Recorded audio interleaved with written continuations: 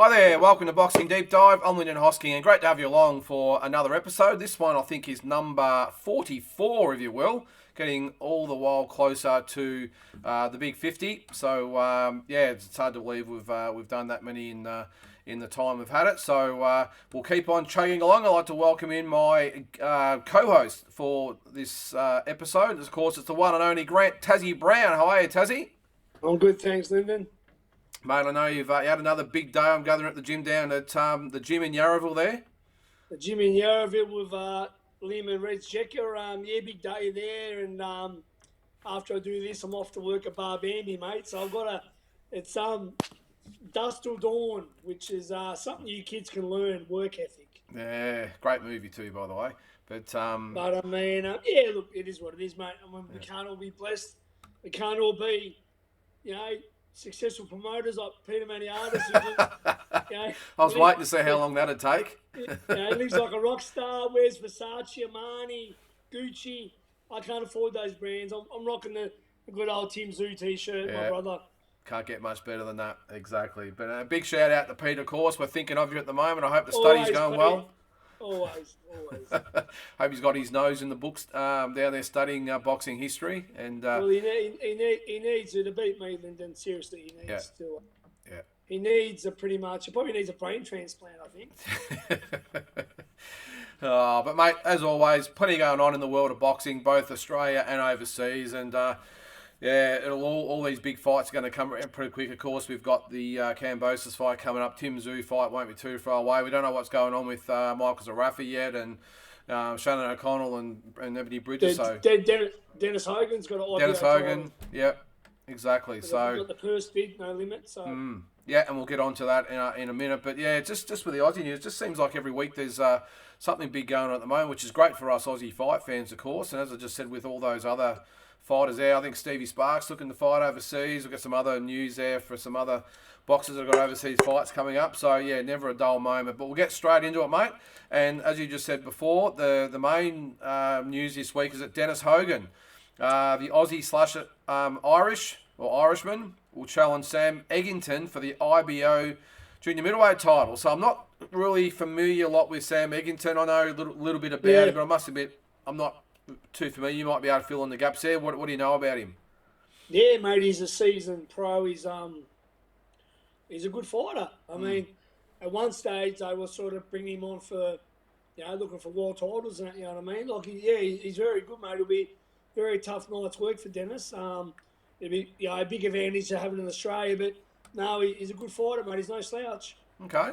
Yeah, all right. Well, I think I haven't got his record in front of me, but is he undefeated or he's actually lost a fight? I should bring it up there. No, he's not undefeated. I don't think he's undefeated, mate. I think he was on the road to glory, and then I think he fell off the hurdle a bit, lost a couple.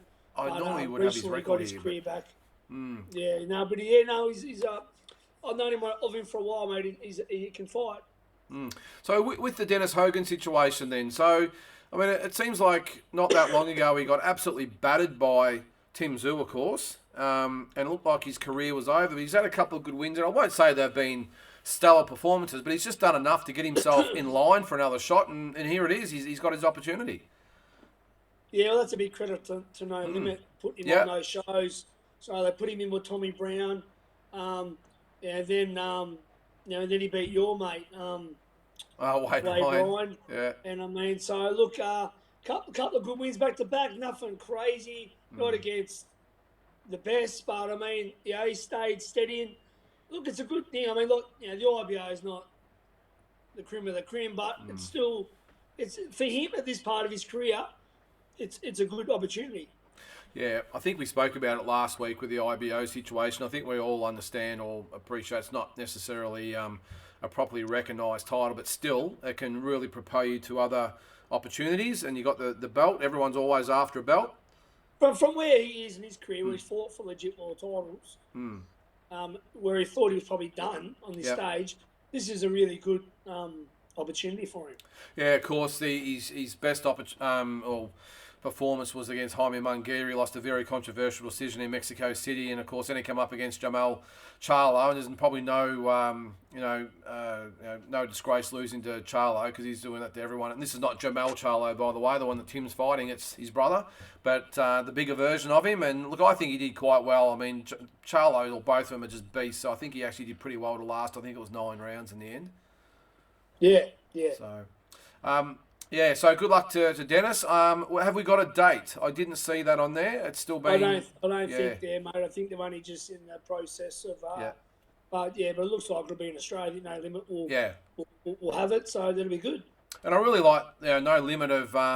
we know they've done their apprenticeship in the Australian scene, but now they're actually going into, taking on some international promoters as far as getting these purse bids. So I think it's great that they're backing themselves. It's paid off here, and like you said, the fight should be here in Australia, which would be great. It's also good to give a guy like a veteran like Dennis a chance. So it's not just about the up-and-coming, like the Liam Wilsons or the Tim Zoos or Nikitas or Harry Garza. They're giving a guy who could be very well forgotten about in boxing, but they're giving him another shot. So I reckon that's a lot of character by No Limit. Yeah, because they're not all just about the next generation. They're giving this guy, who very well could have been sort of looked over. They're giving him a shot at his dream. So I reckon that's really good. It shows that they're not just in it for building these young stars. They want to give a good old guy like this who deserves, who's paid his dues. Yeah. And I reckon that's very, very, very, very credible. Yeah, and you're right. And then, like you said, they're not just backing the up-and-comers, they're backing Australian boxing in general. And this is and this is him here. And Shannon O'Connell's another example of that as well. 100%, mate. Someone that's been around, and they don't need to probably look at them people, but they are, which is awesome. Yeah. So no, big shout out to No Limit who are doing great things. Let's move on to another No Limit fighter. I'm referring to our good mate Tim Tszyu. Now he's had an interview the other day. I think it was the open workout for the Gallen event. Before the fight was there, they got the footage. I'll put it on in a second. But he's actually said that Costa, his dad, will be ringside in Las Vegas for his challenger Jamal Charlo. How good's that going to be? Yeah, I really like to hear that. I was wondering if it would happen, if it could happen. I mean, Costa had only been at his pro debut. And now the conflict with what's going on in Russia and Ukraine, I don't even know if it's doable. But I'm really happy to hear that, and I'll be looking forward to seeing my old friend. And it's going to be good. It's going to add to all of it. Even though Tim likes to keep him away as possible because he gets very emotional, Costa. But it must be a bonus to have the great Costa Tszyu there. Yeah, exactly. Well, this is what Tim had to say about it anyway. And as I said, this was thanks to before the fight. My dad? Hopefully. Yeah, I think he will. It'll be good to see my dad. He'll be at the fight. It's a big one. Yeah, that'd be fantastic, Tim, to have your old man in your team together. 100%. I haven't seen him for a bit. It's been a long time, so it'll be good to see Dad and get a few tips from him as well. When did you last see him, Tim? Just before the whole COVID. So yeah. So he said he's coming, right? He said he's coming. Have you decided where he's going to sit in particular? Yeah, all the way at the back. That's where he's sitting, all the way at the back, so I can't hear him. You talk about Yeah, well, that's great because look, it's good that he's actually welcomed it because I think even Tim would know he's not a big fan of having Costa there, but just that moral support of having his dad there, he's been through it all, just to be able to guide him through. I know obviously his manager Glenn Jennings has been through it all with Costa and there's these massive fights in the States, but to have his dad there, even if he is sitting up the back somewhere, to actually have him there and around him for that training, for the week or so that he's there, I think it'll be great for Tim. No, it's going to be great, and he won't be sitting up the back. I can guarantee you that. But yeah, look, it must be surreal for Costa too. I mean, as I said, does Costa believe that his little boy is finally fighting for a world title? I mean, it must be surreal for him to, like now, Tim's a man. Tim is his own man, and Tim is fighting for all the belts. I mean, and. No disrespect to my great friend, who's, in my opinion, one of the greatest fighters that ever lived. Tim actually has a tougher challenge than Costa did for Costa's first world title fight. I mean, Charlo is a harder fight than Jake Rodriguez. Oh yeah, for and, sure. And Tim Tszyu fights all the belts where Costa had the IBF. Costa went on and fought everyone, Judah and Chavez, but Gonzalez. But for his first roll at the dice, and like I've said before, Tim never had his dad's amateur experience. So Tim has got to this point by sheer talent, sheer hard work, driven motivation, and Tim is a different beast, and that's why I know he's going to come home with the belts. I truly believe. I get asked all the time, and people say to me, "Oh, too soon," and I pull them up. I go straight away. I go, "What are you meant to do? If you rank number 1, what are you meant to do? Go back to number 5?" what? But honestly, Lyndon, Yeah, I agree. got to be snappy. I got a bit angry at a bloke the other night. I was working at a nightclub. Bloke knows I love, I'm obviously boxing. He talks boxing. Straight away, he goes, "Oh, what do you reckon?" So no, he goes, "Oh, no. He said he should wait. I said, "Wait for what?" I go, "You don't go from number 1 back to number 5. You're number 1. The moment is now. He's got the shot. He's got 2 hands and 2 feet like Charlo, and I truly believe, he can break him down. I mean, Charlo's been beat twice, so I just get very thinking, man, what's he going to do? Wait for another fucking 3 years? This is it. He's ready. He believes in himself, and he's got the shot." Yeah. I think sometimes, though, people that come up with those types of comments are the ones that probably aren't necessarily achievers in life. I mean, Tim Tszyu is a winner. He's from the winning stock. So he's looking at, hey, this is my chance. You might not think I can, it might be a bit early. Hey, but I'm ready to go. So I just think sometimes it's a different mindset. And this is obviously a reason why these types of guys are at the level they're at, because they just have a different mindset than most people out there. And I think that's a classic example. And that's 100%. He's a winner. And his whole family, his father to his brother. And that's it, mate. Look, and people have their own opinions, but the people that aren't boxing people, but I mean, what are you meant to do? This is it, mate. You take it by the fucking horns and run with it, and and that's that. Look, even if he's not successful, which he will be, mate, you've tried and you live the fight again. But I'm confident he will. It'll be his Abjuda moment. He's going to break this guy down. This fucking American yo, fucking typical gang lifestyle bullshit talking intimidation, mate. Tim is going to break him down, mate. Yeah, no, I agree, mate. As I said, people, athletes at the elite level just have a different mindset than the average Joe Blow, and that's probably why some people think might be a bit early. But anyway, we'll move on. But we'll obviously, we've got a long way to go with this fight, by the way. So we'll keep each week keeping tabs on it, and we'll obviously do a road to Tszyu and Charlo as well when we're about. Well, let's hope it's better than you have at the road you've done before, mate. We'll make it better, mate. We've got a little bit more material to work with this one, I reckon. So I'm sure it'll be fine. This one will be more of a professional type of one. But anyway. All right, mate, let's get on to another event that's just been announced. Tasman fighters are back. Jack Gipp will fight Mitchell Whitelaw now. I'm not sure this will be... it will be streamed. It won't be televised on Fox, but it will be streamed. And I'm not sure whether you saw the last one that wasn't on Fox, but they actually did their own production. And in my opinion, it was actually better than a Fox production. It was so well done. Now, obviously, it wasn't cheap. But talking to Mick Francis, they're going to continue to do that, invest in their own events. And, I think it'll be great. So Jack Gipp's going to fight Mitchell Whitelaw. A good step up for Jack. He's only in his early stages, but I think this is a good one. It's actually at the I think Fortitude Gym. Whitelaw might be a bit light, though, mate. I think he fought Michael Hall at welter or light middle. No, I think he fought Isaac Hardman at light heavyweight, I think.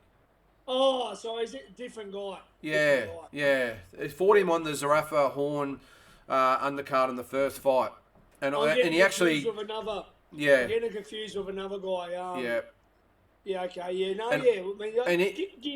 Gibbs a great talent, mate. Oh, he is, yeah. And there were a lot of people actually that thought that Whitelaw beat Isaac Hardman. I remember actually being out the back after the fight, and Mitchell Whitelaw was one of them, because he come in, he wasn't happy. His stools and bags and bottles that went flying everywhere. He wasn't impressed. Bendigo, yeah. In Bendigo, yeah. But Jackson Jack Gibbs a great talent. He is. He actually had might have been his second pro fight on my show in Tasmania. Oh, did he? That's right. I was there. Yeah. Yep. Yeah. So Marcus Amada's got a good stable of fighters. He's a good trainer. Also Jason Waitley. And, mate, yeah, so I tipped Gibbs for this one, but it'll be a good fight. But, yeah, I had the wrong guy. I got mixed up. Yeah. Well, Jack Gibbs 6-0. Mitchell Whitelaw's. He's 5-6-2, but it's very misleading. He's better than his record. Yeah, very misleading because he's fought some very, very good guys and lost some very close decisions. So he'll come to fight. He'll give Jack Gibb a really good fight, but I'm with you. I think he'll get the win. So, as I said, that's September 10th at the Fortitude Boxing Gym, the famous Fortitude Gym, of course, with Steve Della and Luke Melton. Yep. I talk to him once a week lately. But, yeah, good on you, Steve. Yeah, lately, he's a good dude. He's a good man, Steve. And I think we mentioned on this show a few weeks ago he was inducted into the Queensland Boxing Hall of Fame. So all the best to Steve. He's a true boxing man, Steve Della. He is. He's a crazy old bugger, and he always hangs shit on me, but we love him.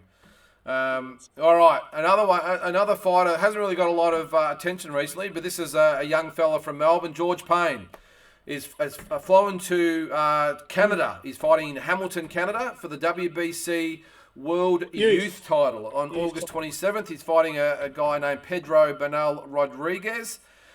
George Payne is 5-2. Rodriguez is 9 wins, 1 loss, and a draw. Now I think we had Mike or Pete actually explain what a youth world title is. I'm not quite sure what it is. It's not about the age. I think it's got to do with experience or something. I'm not quite sure, but whatever it is, it's a belt. He's going to the other side of the world to have a crack, so good luck to the young bloke. Yeah, 100%, mate. And not just that, also, too, another guy in the photo is going over and fighting as well. I was going to mention that, That is... John Manu. Yeah, he's a very, very good fighter, John Manu. Very good fighter. I think they both got tough fights. Yep. But, yeah, it is a youth title. I did see something on Facebook the other day that said WBC title. So let's keep it to what it is. It is the youth title. Yep. Don't get confused. But, look, mate, they're going away. It's always hard to win away. The world done to Brian Butler. You know, he's another guy that does everything for his fighters. And good luck to George Payne. But John Manu, he's a very, very good boxer. And I'm not sure how tough this fight is going to be for him if he is like really the B-side. But John Manu's quite a talented kid. Yeah, well, John Manu's 5-0-1, so 5 wins and a draw. He's fighting Jake Doust, I think it's pronounced, a Canadian. It's 4-0, but it's not just that, he's actually light middleweight. Now, John Manu is a light welterweight, and to get the fight, he's had to go up pretty much 2 divisions, so you've got to give John Manu credit, but you can see in the picture there, Paul Watson on the end there, of course, with Brian Butler, the first trainer of, the main trainer of the Maloney twins, of course. And then that's George's dad beside him, and then that's Bryce Burt Whistle as well. Which one, Linda? Which one? What's that, mate? Who's the trainer of the Maloney's? Well, Brian Butler was obviously the Maloney's trainer. Yeah. I thought you said the other guy was. No. So. I mean, Brian, of course Brian was, of course. Yeah, so, he's been great for Australian boxing over the years, Brian. So, look, it's great that they've got the opportunity. I'm not quite sure how the fight came about. I did speak to Brian a couple of weeks ago. I'm not sure exactly how it happened, but it's interesting. You've got an Aussie fighting a Mexican in Canada. But there's a promotional firm over there that are looking to sort of try and get some big shows moving.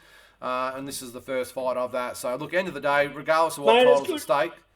It's good to have opportunities like this for not the elite fighters, the guys that can, guys that aren't sort of at the top of Australia, but they can still get a fight like this. It's great. Yeah, no, it is. It is for sure. So, excuse me, best of luck to George over there. It's never easy to win overseas, of course, but the fact he's fighting a Mexican there, he's obviously got to come a long way as well. So, but yeah, he's got the Aussie flag flying there, even though he was born in England. We've claimed him as one of our own. So, the best of luck to George and Brian and John and Bryce as well. So, hope you all get the win over there, guys. I'm not quite sure about the streaming. I'll message Brian and I'll ask him whether we can actually stream it, and we'll put the details out. But as I said, good luck to George, John, and the team. A little bit of news on the Ebony Bridges Shannon O'Connell fight. Now, this is a little bit of news that came across my desk the other day. Now, Ebony Bridges has actually applied for a voluntary defence before she fights Shannon O'Connell. So if you're not aware out there what the protocol is, The IBF have said to Ebony Bridges, you must fight Shannon O'Connell by September 25th. And obviously that's probably looking unlikely because it's only a month away or 5 weeks away. But at least have something in place to proceed with the fight. Ebony Bridges or / Eddie Hearn have actually applied to the IBF to fight a voluntary defence before they have to fight Shannon in March. So, Tassie, you've got to ask the question, and regardless of what side of the fence everyone's on, does Ebony Bridges actually want this fight or not? Because I don't think she does. I don't think she does either. No. Why wouldn't she just, like, what's 6 months going to do? Just fight her now. And look, my argument is, even if she loses to Shannon, firstly, there's no shame in that. I mean, Shannon's a very, very well-established, experienced fighter who can fight. So if you lose to her, Ebony, she's got Eddie Hearn behind her. She's got the appeal. She's got the followings. She'll get another world title shot, no problem. So I'm not quite sure why they're trying to get a voluntary defence in and just put it back 6 months. It just doesn't make sense to me. They probably hope in that time Shannon might get hit by a truck or something. Maybe. It's Oh, the fact that the risk of losing to another Aussie, that's what it's about. yeah. I think the fact that Shannon's an Aussie, and I think that she's sort of fearful that if she loses, at least I think Ebony would prefer to lose to a international fighter than an Aussie. Yeah, as much as she claims she doesn't really care about what the Aussies think, of course she cares.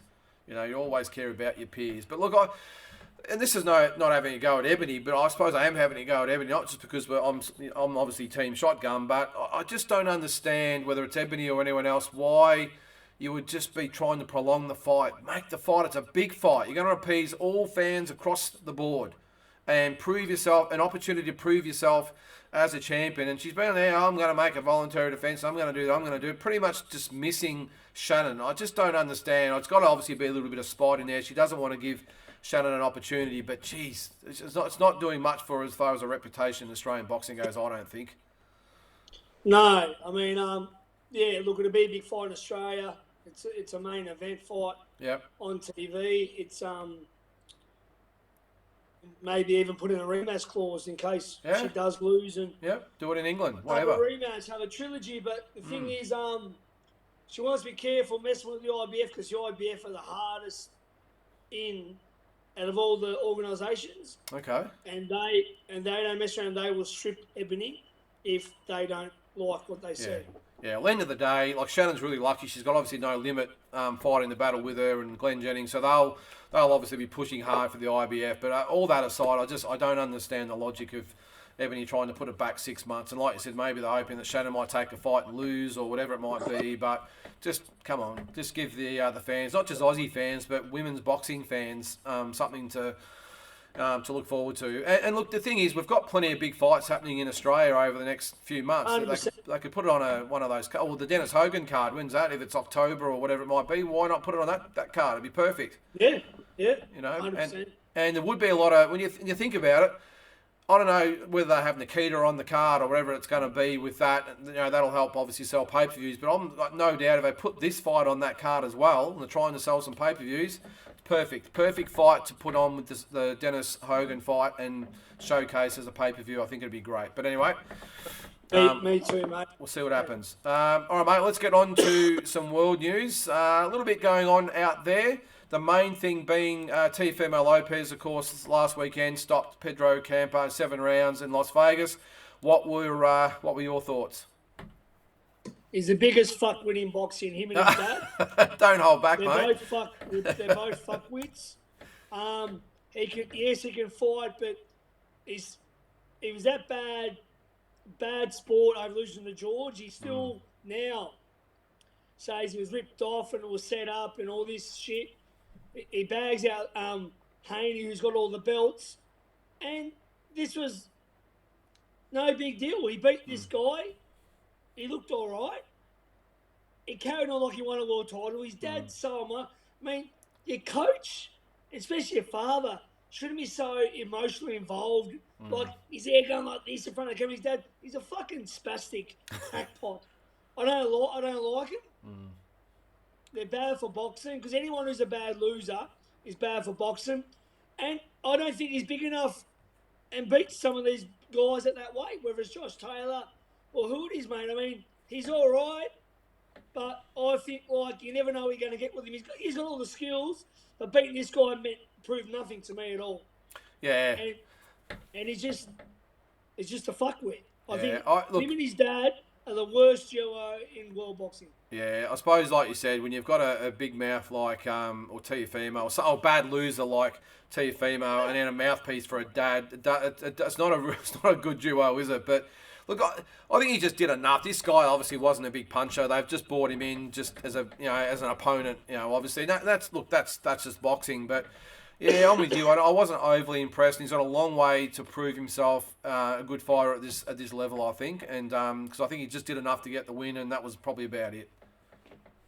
Yeah, mate, I just think his attitude, and the way he is as a person will bring him undone. He's got great skills, but I don't see him really being a player in the sport like he thinks he is. Do you think, because obviously there's as is always the case, particularly in American boxing, the whole to and fro, that there is a possibility of the Ryan Garcia fight, because Oscar De La Hoya has been saying recently that if the Davis camp want to play games, then Teofimo Lopez is the next fighter they're looking at. Who cares? Yeah. Neither of them have a belt. Ryan still hasn't fought for a title yet. So who cares? I don't. No, fair enough too. I actually think Ryan Garcia would have more of a chance against Lopez than what he would Davis, but we'll see what happens there. Yeah, he probably would actually. Yeah, so, Teofimo Lopez back on the winners list. We'll move on to this weekend's fight. Alexander Usyk, Anthony Joshua 2. This weekend in Saudi Arabia. It will be live on Main Event from 3 a.m. if you want to get up around that time. I don't think I can manage that, Tassie. I think the main event's about 7:30 in the morning. I'll be leaving work at that time. Well, so perfect for you, mate. You can get it on Main Event and watch it. I think I'll wait. Lyndon. Yeah. Who picked the first You did? fight? Who did I pick? You did? Who did I pick? You picked Usyk? Yes, I did. Yeah. Can he get the job done again? I think easier this time. I got a feeling he could stop Joshua, to be honest with you. I'm predicting a late stoppage. Yeah, I think that... go ahead. Yeah, I think Joshua now knows he needs to come forward and be aggressive. That's going to play into Usyk's hands. And I think those big muscles, will get tired. And I think down the track, he'll get stopped late. Yeah, I agree. I think Joshua's going to really come out and try and put some pressure on him, try and land some big punches on him. I think Usyk will be patient. He'll just box. He'll just take his time. He won't care. Joshua, I think, will punch himself out in about 6 or 7 rounds, and then Usyk will pick up the pace and get him out. I don't think he's going to knock him out or drop him, but I think he'll gas out, and Usyk's work rate will just force the stoppage, I think. Is that the way you sort of see it? He's a weird-looking character. He is, yeah. Now, just a quick one for you, mate. I know I'm getting a little bit petty here again. I'm sick of promoters. Look at Eddie Hearn there. I don't want to be looking at Eddie Hearn. He's right in the middle of the screen there. I'm just having a shot at Eddie Hearn, all promoted. Do you reckon you could just... You get enough time on the screen. Do you reckon you could just step out of the picture and let these two boys have the camera just for 30 seconds while they face off? Well, some of these managers do worse these days, Lyndon, so they all want to be seen, mate. They all want to be seen. But as I said, mate, like Eddie Hearn, he's Eddie Hearn. Everyone knows Eddie. They all know he's the promoter. They all know that he's the man. They all know that he's had countless interviews and all these things, photos and all that with the fighters. Just, Eddie, step away for 30 seconds, mate. Let's just let them have 30 seconds just by themselves. It's just, anyway, it's just you don't even see Al Heyman, mate. No, exactly. No, Bob Arum doesn't even get up. I mean, he's probably too old anyway, but... You see Sam Watson a lot. Yeah, well, yeah, you do. Always at the back there. But I don't know, I love Eddie, but all you can see is Eddie's face. Get out of the way, Eddie. Well, I want to see the fighters, and I'm sure the photographers are saying the same. Keep going, and you might not be allowed into his Brisbane show. Yeah, well, I'm going up. Actually, when is that? October 16th. The day before Gambosis. Because Eddie watches this show, Does he? All right. Look, Eddie, It's nothing. Well, it is a little bit personal. This is to you and all the others out there, mate. Just step aside for 30 seconds. That's all I'm asking. Just so we can see them and the poster. Give all the photographers a clean shot. Yeah, I didn't see you doing it, Lyndon, when you were promoting. No, hey, you would never have seen me do it. You've seen my offsider do it, but not me.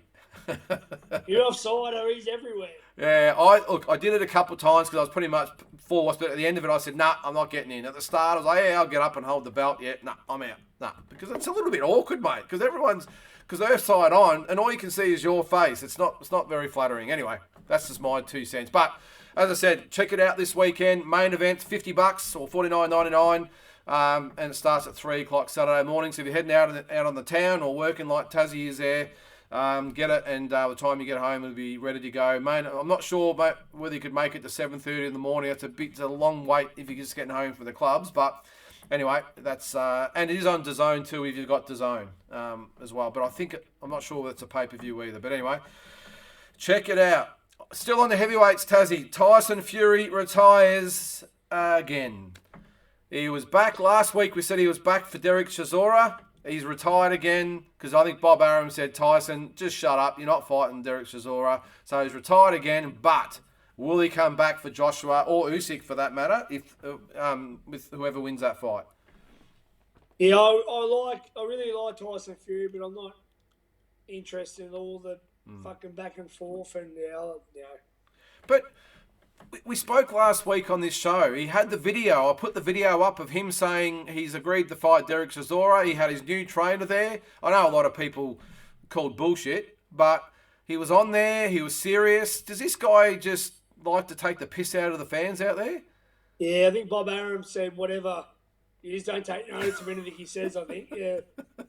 I think it was literally the day after that video came out that Bob Arum said, no, that ain't happening, and now he's retired again. And then next week he'll be back. I mean, obviously after the Usyk-Joshua fight, you can probably see he's going to start talking it up, and especially if Joshua wins, and we might have a 6-month, tour or world tour of Tyson Fury's antics, I suppose. But look, at the end of the day, let's hope he comes back anyway. Oh, 100%. 100%. All right, mate, let's move on. This is another one that happened last weekend. Adrian Broner. Now, he withdrew from the fight with Omar Figueroa. That was on Showtime. Now, Figueroa's actually got another fight in the meantime. He's fighting Sergey Lipinets. I think that's how you pronounce it. Now, he's withdrawn with mental health issues. Now, I'm not downplaying the mental health side of things because it's obviously prevalent out there in the community. The question I've got is, why do it pretty much, 2 or 3 days before the fight? And his opponent actually threw at him that he reckons he played the mental health card because he wasn't prepared properly and hadn't done enough in training camp. What are your thoughts? Adrian Broner had all the skills and talent in the world, and at one stage was a very great fighter. Unfortunately, his outside antics and the way he lives his life has destroyed his career to the fact where now it doesn't even matter. The about billions, he'd be lucky to make a few million. I know he has made some money, but I mean, look, he's It's a shame, isn't it? Broner's a poor man, Floyd Mayweather. Yeah, he is. Yeah. And I think Lopez can go down the same way as Broner, and maybe even Tank Davis. Too much bullshit outside the ring, too much fucking just shit. So your personal life has to be in order before you can be a fighter. To me, this just shows that he's finished, and but at one stage he was a great fighter. It's a shame, but you are in charge of your own destiny, and if you had all the money and opportunities in the world like he did, even if he's gone and fucked it up, that's his own. It's on him.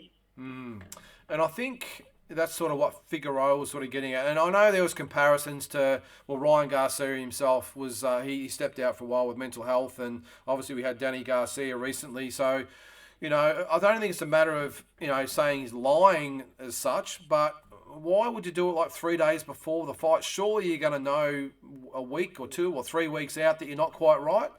And maybe 100%. is the question there from Figueroa, who says, he just hadn't had a good camp and his weight wasn't right and everything else, so he pulls out. Luckily, of course, now he's got the opponent. But Yeah, it's not doing him any favours, especially if he wants to get back on the likes of Showtime and get back in the good graces in big fights, because this is not the way to do it. Nah, mate. As I said, mate, I think he's pretty much at the tail end of his career, Lyndon. All right, well, another fighter that's sort of at the tail end of his career but still got plenty left. It's our man, Vasily Lomachenko. He's arrived in LA for a training camp. He's going to fight Jermaine Ortiz in October. And this is a tune-up to fight the winner of Kambosos and Haney too. So, geez, that's a lot to look forward to there. I was very happy to see this. Massive Lomachenko fan from the amateur days, and I still believe he's probably the best lightweight in the world, Lyndon. You know, so I love to see Lomachenko fight the winner out of Haney and Kambosos, and I love to see Lomachenko have all the belts. Yeah, no, it would be. Well, obviously, Haney's got to get past Kambosos. But from a selfish point of view, I would love to see Kambosos win, of course, and then fight Lomachenko in Australia. How good would that be for all the belts? It'd be great. That would be huge. And if that's not the case, well, Haney and Lomachenko, how good would that be as well? So, look, it's great to have Loma back in them. I know he's had a couple of fights back. They've been a bit more low-key. It's good to see he's stepping it up now, and he's got that the world title shot after this against the winner. So I can't wait. So yeah, so he's in LA at the moment. He's just arrived. So I'm not sure whether he's training at Garcia's gym again. That's where he was years ago when I saw him. But either way, great to see him back. And I'm sure he'll get the win. And we can talk the winner of Kambosos and Haney too. All right, mate. Well, let's get on to the talking points. I've got 3 to get through tonight. Couple of sort of stock standard ones, but one that's a little bit controversial that we have to be a little bit careful what we say. But anyway, I'll get to that in a second. Let's get to, you'll know when I get to it. Talking point number 1. This is according to Eddie. Now what I'll do here, I'll comment first, and then I'll lay down and I'll lay it down and comment, and then you can have your say. Eubank Jr. or Chris Eubank Jr. versus Conor Benn will be bigger than the original. Of course, the dads fought twice back in the day. Now, Eddie Hearn's come out this week and said this will sell more pay-per-views than Joshua and Usyk, and maybe even Canelo and Triple G. Now, obviously, we don't know how big, well, I suppose we've got an idea of how big this is in England. It's going to be massive. But he's saying that this fight will be bigger than the dads' rivalry. What are your thoughts? No way, mate. It's a pretty bitter rivalry, wasn't it? Yeah, it looked one of the most bitter rivalries in boxing, and their sons are both good fighters, but they're different weights as well. It's more of a novelty fight. Yeah. These guys could sort of go down. These guys could go down and become world champion in their respective divisions. Conor Benn at waterweight, Eubank Jr. at middleweight. They've agreed to do this. They're obviously cashing in on their names, and they make some good money, which is good. But they're not even the right weight. I believe in what Eubank says. If he loses, he's sort of finished. Where Conor Benn can come back from a loss, because he can say, "I fought the bigger guy, went up." But if Eubank loses, he's done. He's not going to lose to a waterweight and be able to beat anything at middleweight. So it's got interest. They both can fight. They both got the last name, but it's nowhere near as big as the father. Yeah, no, I agree. And look, I'm still trying to get my head around why if this fight makes sense, because to me it just doesn't make sense.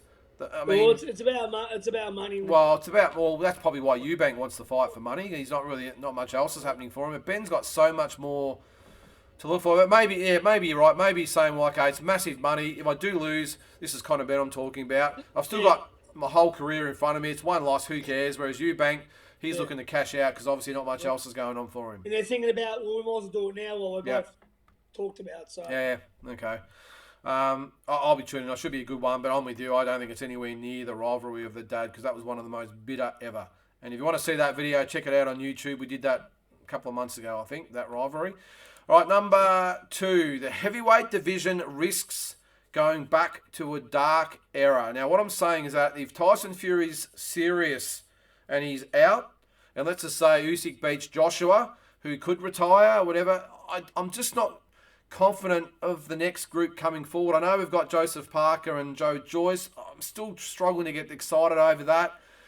I'm not sure what else is out there. And do we go back to the Klitschko era where they dominated? There wasn't just much going on. What do you think? Yeah, I think exactly right. I think I can't see much left after Fury, Joshua, Usyk. I mean, yeah. I know Wilder's coming back, but it's a tough one. I know they're talking about him maybe fighting Derek Chisora next. I mean, Chisora's fist. Dillian White's another one. Oh, I don't know. It just seems like we're rehashing the same ones over and over. 100%, Lyndon. I don't think the future doesn't look too bright for the heavyweight division. Yeah, and it's amazing to say that because probably a year or two ago we were saying it's the best it's been for decades, I know. And here we are. Quick, mate. So let's hope we're wrong, and there's some more heavyweights coming Let's hope through. so. All right, mate, last talking point. Now, I'll just get onto this one. We just have to be I'm not saying we've got to be politically correct, but we just got to be a little bit sensitive about it all. They'll never be politically correct. Well, I don't know. We just have to you see what I'm saying. The WBC have made the right decision on transgender boxers. Now, what I'm going to get to is a statement by the end. Yeah, they've come out this week, but I'll let you have your say. As I said, we just got to be professional in the way we speak about it. Now, what they've said is, look, no surprise, mate. The WBC have come out and basically said that they're not going to allow transgender boxers to fight for their titles. Well, no shit. I mean, if any sport you cannot have a male fighting a female, I'll say male fighting a female, it is boxing. So it's a common sense decision. I'm not sure I'm going to pat them on the back and say well done to the WBC, but are you surprised like me that this has even come to this, where they've even had to discuss it and put out a statement? In today's society, Lyndon, the way the world is, nothing surprises me. I have kids that I know coming home from school. They're not meant to be able to mention mummy or daddy at school because it affects it offends people. They can't say Mother's Day because it offends people. It's sexist.